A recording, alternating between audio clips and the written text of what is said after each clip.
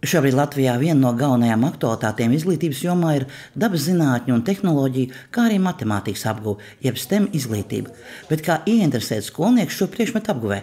Alūksnes novadā atbildi ir radoši skolotāji un moderni iekārtot mācību kabineti. Vide veido attieksmi, un ja ir vide, kur bērniem patīk nākt un bērniem patīk strādāt, tad arī šis ikdienas darbs ar jaunajiem ķīmiķiem ir mums ļoti piesātināts. Gan telpas infrastruktūra, gan arī materiāla tehniskais nodrošinājums ir pateicoties Eiropas Savienības finansējumam un Alūksnes novada pašvaldības līdzfinansējumam. Un man šķiet, ka labā ziņa, kāpēc mums tik veiksmīgi šis viss ir izdevies, ir arī tāpēc, ka mēs pašiem skolotājiem, kurie darbojas šajos kabinetos, ļāvām iekārtot un pateikt, ko tieši vajag viņiem. Skolotājs, kas pats strādā un saredz, kādu vajag ventilāciju, kādus vajag galdus.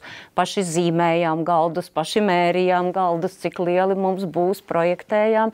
Tad arī tāds viss sanācis. Un jā, fantastisks atbalsts arī šeit bija. Gan no skolas administrācijas, gan no pašvaldības. Tagad par noslodzi jaunajā ķīmijas kabinetā sūdzēties nevar. Alūksnē ir viens ķīmijas kabinets gan bērnu jauniešu centram, gan Alūksnes vidusskolai, gan arī Glika ģimnāzijai. Un praktiski reti ir brīdis, kad šeit ir kaut kas tukšs, jo mēs strādājam, pirmām kārtām jau ģimnāzijā mums ir padziļinātais kurs, tas ir 12. klasē, ir jaunieši, kas izvēlās pat līdz 18 bērniem šobrīd ir padziļinātā kursā. Tad mums ir bērnu jauniešu centra interešu izglītības programma, kurā darbojas bērni no 9. līdz 12. klasē.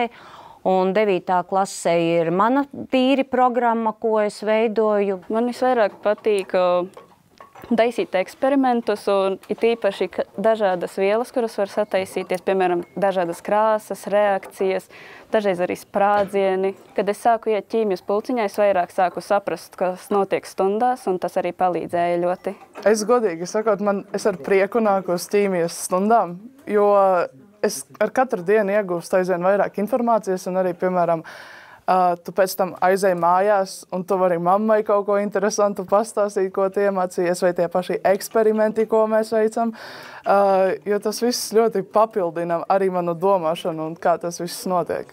Tā kā skolotāji paziņo, kad ir jāveic eksperiments, tad mēs visa klase esam ļoti priecīgi un izbaudu katru ķīmijas stundu. Ļoti daudzas skolas brauc pie mums un prasa padomu, kā iekārtot tādu kabinetu, kā var pie tāda vispār, ar ko sākt, lai to izdarītu. Protams, cik tas arī izmaksāja un vispārējo. Vienu brīdi mēs skaitījāmies, ka mēs esam modernākais skolas ķīmijas kabinets Latvijā, bet šobrīd jau man ir informācija, ka jau no mums iedvesmojoties jau ir tapuši vai vismaz top citi. Ķīmijas kabinets jau nav vienīgais, kas iegūs jaunu, modernu aprīkojumu Alūksnes ģimnāzijā un vidusskolā.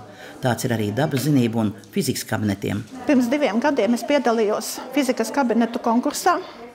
Un mums veicās, mēs ieguvām aprīkojumu 21 000 apmērā. Un mēs varējām iegādāties laboratorijas darba piederumus, gan demonstrējumu piederumus, kas mums viegli atvieglo tagad darbu. Bērniem ir modernas ierīces, ar ko strādāt.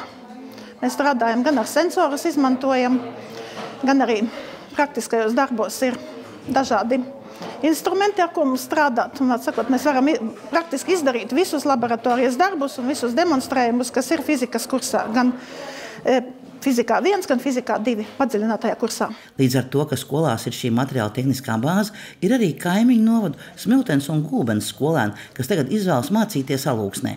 Arī Leisciemiete Karolīna Stilka. Šeit ir ļoti modernas telpas, šeit ir ļoti labs īstenībā aprīkojums, un viss ir jau visur jaunās stāfeles, kas arī īstenībā ļoti padara patīkamu to mācību procesu. Tehnoloģijas palīdz mācīties, manuprāt, un padara to visu interesantāku.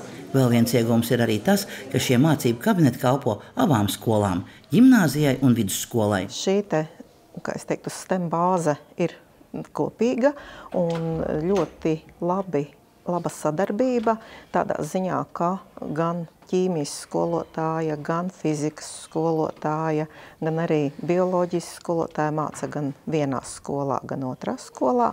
Un arī jaunieši izmanto gan vienas skolas, gan otras skolas šos te kabinetus un kopā strādā. Tas ir arī pašvaldības atbalsts sakārtot novadā izglītības iestādi vienu tā, lai būtu šis modernais aprīkojums.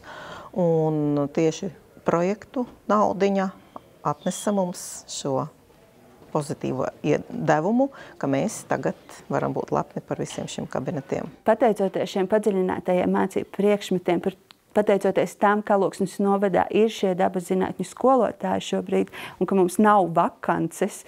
Un, mēs zinām, ka vairāki jau Ernsta Glika Alūksnes valsts ģimnāzijas skolēni ir ne tikai saņēmuši dabas zinātņu priekšmetu olimpiādēs godalgotas vietas, bet ir arī uzaicināti uz valsts posmu, kas ir, es uzskatu, liels sasniegums tik mazā pašvaldībā un tik mazā skolā. Bet kabineta aprīkojums vien jau nedod rezultātu, ja nebūtu savā darbā ieinteresētu un zinošu pedagogu.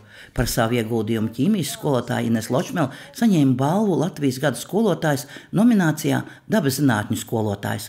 Bet pensionētā bioloģijas skolotāja Meta Lerha janvārī saņēma draudzīga aicinājuma fonda balvu par mūža ieguldījumu izglītībā.